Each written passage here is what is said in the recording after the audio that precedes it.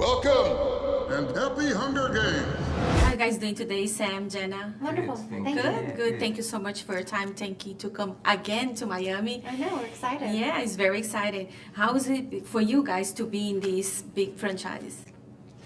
I mean, it's amazing. It's like always kind of a blessing, you know, besides getting to work with one of the most incredible cast ensembles I think ever ensembled.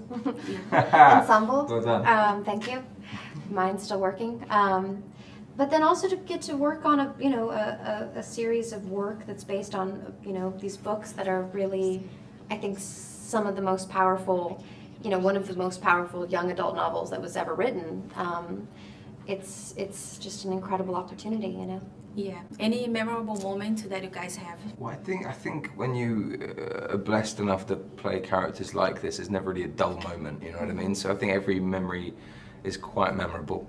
But no, I mean, for me, I definitely enjoyed filming Catching Fire, like kind of being first introduced into the world and everyone kind of getting to know everyone, and I think first kind of getting to grips with Finnick and all the fighting, and I suppose the fact that we got to film in Hawaii for a little bit was also quite nice. But no, honestly, as I said, I've not had one moment where I've not felt very lucky to be there.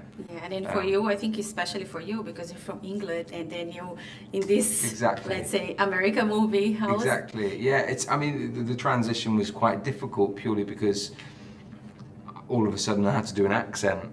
Yeah. And it's not something that comes naturally to me. However, I have been fortunate enough to work in other American movies, so like it wasn't my first time. I had a few American friends who could kind of warn me about the likes of you guys. Yeah. Well, we all had American accents, so So it was easy. you're a good lot. Yeah. And how's work with Francis Lawrence? He's amazing. For me, I think like he's the one that really set these films apart, because he cared about the book so much, and he cared about, really making this a human story and not making this about the biggest special effects and the biggest this and the biggest that it was really about focusing on the characters. And within doing that, it just showed his great love and respect of actors, because he gave us so much freedom.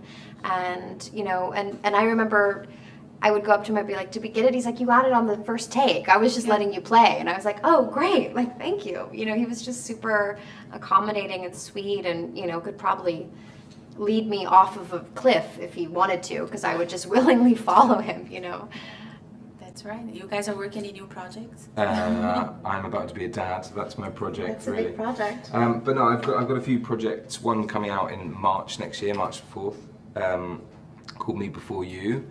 And then I have a few things kind of on the table for next year, but I don't know exactly where I'm going yet. Okay. Yeah. I've got Good many to different give it directions. a little time. And I don't know how much I can talk about them, but I'm very excited, if you know what I mean, because I don't know what's exactly going to go. It's such actor talk. We're like, well, we don't really know what we can say. I'm actually really scared at the same Yeah. time. But, I just have the Neon Demon, the new Winding Refn, Nick Refn's new film that's going to come out in the summer. So That's good. Thank you so much, guys, for Thank your you. time. A lot of success. Welcome and happy Hunger Games. Hit the 17, the girl on fire! Because of her, they all think they're invincible. You've given them an opportunity. People want to fight.